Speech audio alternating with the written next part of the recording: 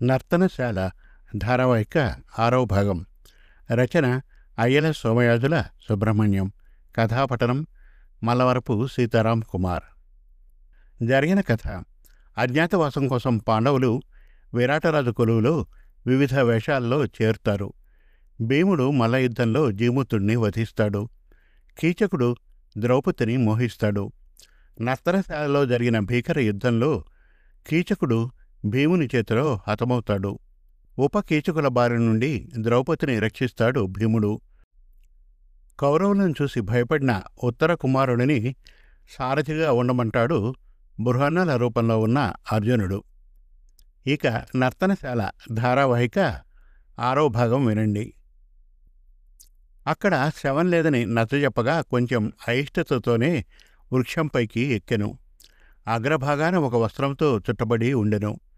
చూపరులకు శవాకారంలో భయంకరముగా నీచు వాసనతో ఉండెను. అప్పుడు కూడా ఉత్తరుడు ఆ మూటను ముట్టుకొనుటకు సందేహిస్తూ ఉండగా అది ఆయుధముల కట్ట అని, చూపరులకు శవాకారముగానో లేక సర్పాకారముగానో కనపడుతూ ఉండును. నీవు సందేహించక ఆ మూటను విప్పి అందు గాంధీవమును విల్లంబుల కట్టను తీసుకుని రమ్మనెను. ఉత్తరుడు వస్త్రమును తొలగించి చూడగా అందు దేదీప్యమానమైన 5 గొప్ప విల్లంబులను చూసి రోమాంచితుడయ్యను. గొప్ప ఆశ్చర్యమునకు గురైన ఉత్తరుడు అట్టి అస్త్రాలను గురించి తెలుసుకొనదల్చెను. దానితో అర్జునుడు మొదట గాంధీవం గురించి వివరించెను. ఆ తర్వాత అర్జునుడు ఇలా వివరించెను: ఈ విల్లును మొదటిసారి శివుడు ఉపయోగించెను. ఇది అతని వద్ద 1000 సంవత్సరాలు ఉండెను. తర్వాత బ్రహ్మకు ఇవ్వగా ఆయన దీనిని 500 ఏళ్లు ఉపయోగించి తర్వాత ఇంద్రునకు 85 సంవత్సరాలు, సోమునకు ఇచ్చెను. ఆ తర్వాత 500 సంవత్సరాలకు వరుణుడిని చేరెను. వరుణుడు 100 సంవత్సరాలు తన దగ్గర ఉంచుకొని ఆ తర్వాత 65 సంవత్సరాలు అగ్నిదేవునికి ఇచ్చెను. అగ్నిదేవుడు ఉంచుకొని ఖాండవ దహన సమయంలో దీనిని నాకు అందించెను. అర్జునుడు మిగిలిన విల్లుల గురించి మరియు ఆయుధాల గురించి వివరించెను. వాటి గురించి వినిన ఉత్తర కుమారుడు ఇలా అడిగాను: బృహన్నల, పాండవులు ఇప్పుడు ఎక్కడ కలరు? అర్జునుడు తన గురించి ఇటులా చెప్పెను. తన సోదరుల గురించి, ద్రౌపది గురించి తెలిపెను.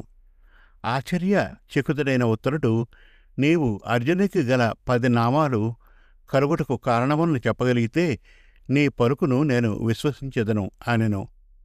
అర్జునుడు ఇట్లా బదులిచ్చాను: నేను వివిధ కారణముల చేత అర్జున, ఫల్గుణ, పార్థ, కిరీటి, శ్వేతవాహన, భీభత్స, విజయ, జిష్ణు, సవ్యసాచి మరియు ధనంజయ అనే 10 నామాలతో పిలువబడుచుంటిని. అనేక మంది రాజులను జయించి విస్తారమైన ధనము సేకరించినందున నన్ను ధనంజయుడు అందురు. యుద్ధములో ఎల్లప్పుడూ శత్రువుపై విజయం సాధించినందున నన్ను విజయుడు అందురు.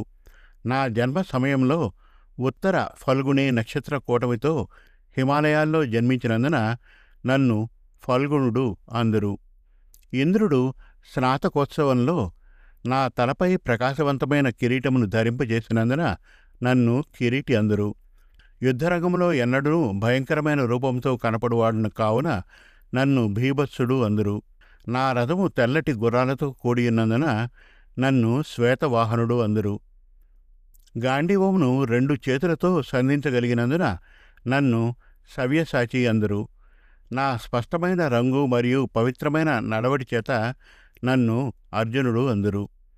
ఇంద్రుని కుమారుడైనందున మరియు యుద్ధములో నన్ను ఎవరూ దహింపలేనందున నాకు జిష్ణు అను నామము ఏర్పడెను. చివరకు నా శ్యామ వర్ణముతో అందరినీ ఆకర్షించునందున నన్ను కృష్ణ అందురు. అంత ఉత్తరుడు నమస్కరిస్తూ ఇట్లన్ను: అర్జున, నీ వాస్తవ రూపమును తెలుసుకొనగా నాకు ఎంతో ఆనందముగా ఉంది. ఇప్పుడు నా భయము పూర్తిగా తొలగిపోయానని హామీ ఇచ్చుచుంటిని. నా పిరికితనమునకు నన్ను క్షమింపుము. ఇప్పుడు నీ సాటిలేని పరాక్రమము తిలకించుటకు నీ రథ పగ్గములను చేపట్టెదను. తరువాత అర్జునుడు ఇట్లు పలికెను: ఉత్తర కుమార, ఆవశ్యముగా ఆయుధములన్నింటినీ రథములో ఉంచుము. నేను జయింపగలననే విశ్వాసమును నీవు ఎల్లప్పుడూ కలిగి ఉండవలను. ఉత్తరుడు తన భయమును వేడి వృక్షముపై నుండి ఆయుధములన్నిటినీ రథములో ఉంచెను. అర్జున, నేనొక విషయమును అడుగుటకు ఆతృతగా నుట్టిని. నీకు అభ్యంతరము లేకున్నచో గొప్ప వీరుడు అయినప్పటికీ నీవు నపుంసకునిగా మారుటకు గల కారణమును తెలుపగలవు. అర్జునుడు ఇట్లు బదిలిచ్చెను. అది ఒక పెద్ద కథ. కొన్ని అనుకోని సంఘటనల వలన నాకు రంభ శాపము ఇచ్చినది. ఆ శాపమును నేను వరముగా చేసుకుని మీ దగ్గర అజ్ఞాతవాసము గడుపుచుంటిని. ఆ శాపము తీరిపోవు సమయము ఆసన్నమైనది. ఇప్పుడు మా అజ్ఞాతవాసము పూర్తి అయినందున నా పురుషత్వము పునరుద్ధరింపబడెను. ఇట్లు పలికి అర్జునుడు తన గాజులను తొలగించి విల్లును ధరించుటకు వినియోగించు చేతి తొడుగులను ధరించెను. మనస్సును ఏకాగ్రతపరిచి దివ్యాశ్రములన్నింటినీ ఆవాహన చేసెను. ఆ అస్త్రములన్నీ వెంటనే ప్రత్యక్షమై అతని సేవ కొరకు సిద్ధముగా ఉండెను. అర్జునుడు ఆ ఆయుధములకు నమస్కరించి ఎల్లప్పుడూ తన స్మృతి పథంలో ఉండుమని అర్థించెను. అర్జునుడు తన వింటి నారిని బిగించి ధ్వనింపజేయుటతో ఒక్కసారిగా ఆకాశమంతయు భయంకరమైన కంపనతో నిండిపోయాను. ఆ ధ్వనిని విని కౌరవులు నిస్సందేహముగా ఆ అజ్ఞాత యోధుడు అర్జునుడే అని నిర్ధారించుకొండ్రి. తర్వాత వారు బయలుదేరుచుండగా ఉత్తర కుమారుడు ఇలా స్పందించెను. అర్జున, నీ అపార శక్తిపై నాకు విశ్వాసము ఉన్నప్పటికీ ఇంతమంది మహారథులను ఎదిరించవలసి ఉన్నందున నాకు కొంత భయముగా ఉంది అనెను. అర్జునుడు చిరునవ్వుతో ఇట్లు బదిలిచ్చెను. గతంలో నేను గంధర్వులు, దేవతలు మరియు రాక్షసులతో యుద్ధము చేసిన విషయమును స్మరించుము. ద్రౌపది స్వయంవరములో నన్ను ఎదిరించిన వీరులందరినీ నేను ఓడించితిని. ఆ పైన నేను నివత కచులను, పౌలోములను లొంగదీసుకొంటిని. కనుక ఎట్టి భయము లేకుండా బయలుదేరుము. అట్లు ఉత్తరుని సారథిగా చేసుకుని శమీవృక్షమునకు ప్రదక్షిణలు చేసి అర్జునుడు తనకిచ్చిన రథమును స్మరింపగనే అది ధ్వజ పతాకములతో ప్రత్యక్షమయ్యను. దానిని అధిరోహించి ఒక్కసారిగా అర్జునుడు తన శక్తివంతమైన శంఖాన్ని పూరించగా ఆ ధ్వని వినిన అశ్వాలు మోకాళ్లపై పడిపోయాను. ఉత్తరుడు భయంతో నిశ్చేష్టుడై రథములో చతికిలపడెను. శత్రువులు భయంతో రోమాంచితులైరి. అర్జునుడు పగ్గాలను అందుకొని చతికిలపడిన గుర్రాలను నిలబెట్టి ఉత్తర కుమారుని ఆలింగనము చేసుకుని ఇలా పలికెను. శాంతించుము, భయపడనవసరం లేదు. నీవు శక్తివంతమైన శంఖధ్వనులను గతములో వినివిందువు. ఇప్పుడు ఇలా ఎందుకు నిశ్చేష్టుడవుచుంటివి? ఉత్తరుడు ఈ విధముగా బదులిచ్చెను. అర్జున, నీ గాంధీవ ధ్వని, దేవదత్త శంఖము పూరించుట చేత ఏర్పడిన ధ్వని మరియు ధ్వజ పతాకంపై ఉండిన హనుమంతుని గర్జనలు మిళితమై నా మనస్సును కలవరపెట్టెను. అర్జునుడు ఇట్లు బదిలిచ్చెను. ఉత్తర కుమార, నీ కాళ్లను రథములో స్థిరముగా నిలుపుము. పగ్గాలను గట్టిగా పట్టుకొనుము. నేను మరోసారి నా శంఖమును పూరించబోతుంటిని. మరోసారి శక్తివంతమైన దేవదత్తమును పూరింపగా పర్వత శిఖరాలు వణికెను. ఉత్తరుడు తన స్థానము నుండి ఎగిరిపడి రథపు ఊచరను పట్టుకొని వేలాడసాగెను. అర్జునునికి మరోసారి అతన్ని శాంతపరచవలసి వచ్చెను. మరోవైపు ద్రోణుడు అనేక దుశ్శకునాలు చూసెను. ఓ దుర్యోధన, ముందుగా మనం గోవులను తరలించి ఆ తరువాత జరగబోయే యుద్ధమునకు సిద్ధపడుతూ సైనిక దళాలను వ్యూహాత్మకంగా అమర్చుకోవలను. అందుకు దుర్యోధనుడు కినుక వహించి, గురువర్య, 13వ సంవత్సరం ఇంకనూ పూర్తి కాలేదు. ఒకవేళ అతడు అర్జునుడైనచో మరో 12 సంవత్సరాల అరణ్యవాసం, 1 ఏడు అజ్ఞాతవాసం చేయవలసి ఉండును. దుర్యోధనుడు సందేహముగా భీష్ముని వైపు చూసి ప్రశ్నించెను. పితామహ, దయచేసి ఖచ్చితంగా లెక్కించి పాండవుల అజ్ఞాతవాసము ఎప్పటికి పూర్తవుతుందో తెలుపగలరు. అధిక మాసములతో కలిపి నేటితో వారి అజ్ఞాతవాసము పూర్తయినది. నేడు విజయదశమి. విజయాభిలాషి అయి వచ్చుచున్నాడు. అంత దుర్యోధనుడు ద్రోణుని వైపు తిరిగి, ఆచార్య, అర్జునుడు మనపై యుద్ధమునకు వచ్చునని నేను భావించట్లేదు. 13 సంవత్సరాల పిమ్మట వారు శాంతియుతంగా తమ రాజ్యాన్ని తిరిగి పొందవలనని ఆశతో వచ్చి ఉండవలను. అర్జునుడు యుద్ధ రంగమునకు ఏ విధంగా వస్తున్నాడో ద్రోణుడు ఎంతో హృద్యంగా వర్ణించాడు. భీష్ముడు, ద్రోణుడు యుద్ధము చేయుటకు విముఖత వహించి ఉన్నారని దుర్యోధనుడు భావించెను, ఆగ్రహించెను. అతడిని ఉత్సాహపరచుటకు కర్ణుడు ఇట్లా పలికెను: ఓ కురురాజా, భీష్మ ద్రోణాదులు ఎల్లప్పుడూ అర్జున పక్షపాతులైనందున వారి మాట వినుట వ్యర్థము. పాండవులే వారిద్దరినీ మన మధ్య ఉంచబడినట్లు నాకు అనిపించును. వారు ఎల్లప్పుడూ అతిశయోక్తిగా ప్రశంసించెదరు. అదేవిధముగా మనలను బయట పెట్టదలిచి మనలను నిరుత్సాహపరుచున్నారు. నేను అర్జునుని జయించి నా ప్రతిజ్ఞను నెరవేర్చుకొనేదని హామీ ఇచ్చుచుంటిని. అతడు కఠినమైన అరణ్యవాసముతో మిక్కిలి బలహీనుడై ఉండును. నిజమునకు ఎవరికైనాను యుద్ధము చేయుటకు అవసరమేమిటి? భీష్మ ద్రోణులిద్దరూ విరాటుని గోవులను తోలుకొని పోవచ్చును. లేక మీకిష్టమున్నచో ఇక్కడే ఉండి యుద్ధములో నా పరాక్రమమును వీక్షింపగలరు. కురుపుడు ఈ ప్రగల్భాలు భరించలేక ఇలా ప్రతిఘటించెను: కర్ణ, అర్జునుని వీరోచిత విజయాలను బహుశా నీవు విస్మరించినట్లుగా ఉంది. లేనిచో ఒంటరిగా అతణ్ణి జయించదనని మూర్ఖముగా ఎట్లు పలుకగలవు? ఇటువంటి ప్రకటన అనేది కేవలం ఒక వ్యక్తి తన కాళ్ళు చేతులను బంధించుకొని మెడలో బండను వేలాడదీసుకొని నేను ఇలా సముద్రమును ఈదెదను అన్నట్లుగా కలదు. మనమందరము, నీవు, నేను, భీష్ముడు, ద్రోణుడు, దుర్యోధనుడు మరియు అశ్వత్థామ వంటి వారము కలిసి అర్జునుడిని నిరోధింప ప్రయత్నింపవచ్చును.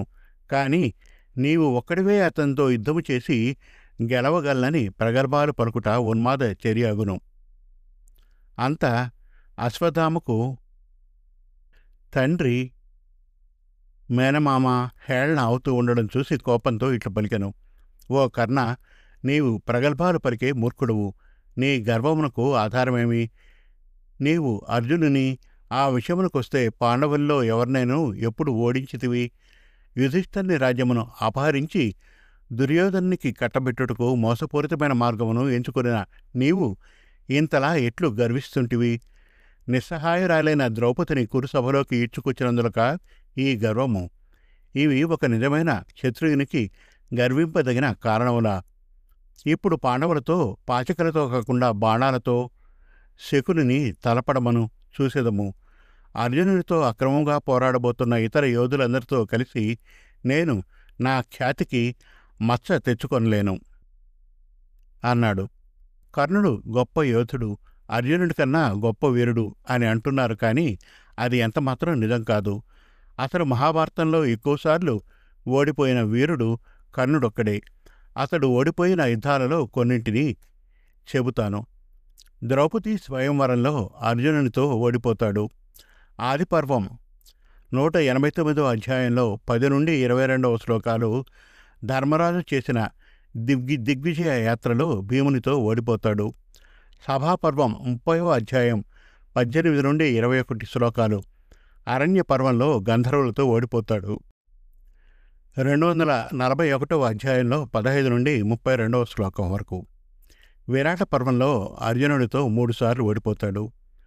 54వ అధ్యాయం 1 నుండి 36 శ్లోకాలు 60వ అధ్యాయం 1 నుండి 27 శ్లోకాలు ద్రోణ పర్వంలో అభిమన్యుడితో ఓడిపోతాడు. 41వ అధ్యాయం 1 నుండి 8 శ్లోకాలు భీముడి చేతిలో ఓడిపోతాడు. చాలాసార్లు ద్రోణపర్వం 14వ రోజు యుద్ధం 129వ అధ్యాయం నుంచి చదివితే అనేకసార్లు ఓడిపోయి పారిపోయినట్లు ఉంటుంది. అదే రోజు అర్జునుడి చేతిలో ఓడిపోతాడు. తర్వాత 17వ రోజు యుద్ధంలో కూడా భీముడి చేతిలో ఓడిపోతాడు. ఇంకా ఓడిపోయిన అనేక సందర్భాలు ఉన్నాయి. కర్ణుడు చరిత్రలో గొప్ప యోధుడు, కానీ అదే చరిత్రలో అతనికన్నా గొప్ప యోధులు ఉన్నారు. అందులో అర్జునుడు ఒకడు. చరిత్రను వక్రీకరిస్తే ఆ చరిత్ర పాడవదు, దానికి ఏమీ కాదు. కానీ పాడయ్యేది మన బుర్రలు. ఇది తెలియక వీడు గొప్పవాడు, వాడు గొప్ప అని మీకై మీరు అనేసుకొని సినిమాలు, సీరియల్స్, తెలివితేటలతో పురాణాలు తెలుసుకోవాలంటే ప్రామాణిక గ్రంథాలు, పుస్తకాలు చదవండి.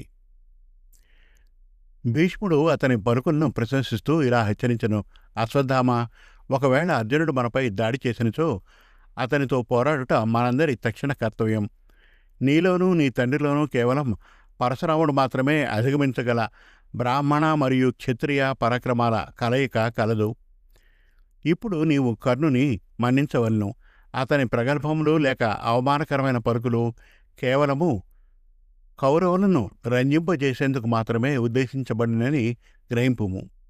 దుర్యోధనుడు ద్రోణుని వైపు తిరిగి ఇలా వేడుకొనెను, ఆచార్య, మన ఐకమత్యం కొరకు కర్ణుడు ఏదైనా అపరాధం చేస్తే దయచేసి క్షమించగలరు అని. ఇంకా ఉంది నర్తనశాల ధారావాహిక 7వ భాగం త్వరలో.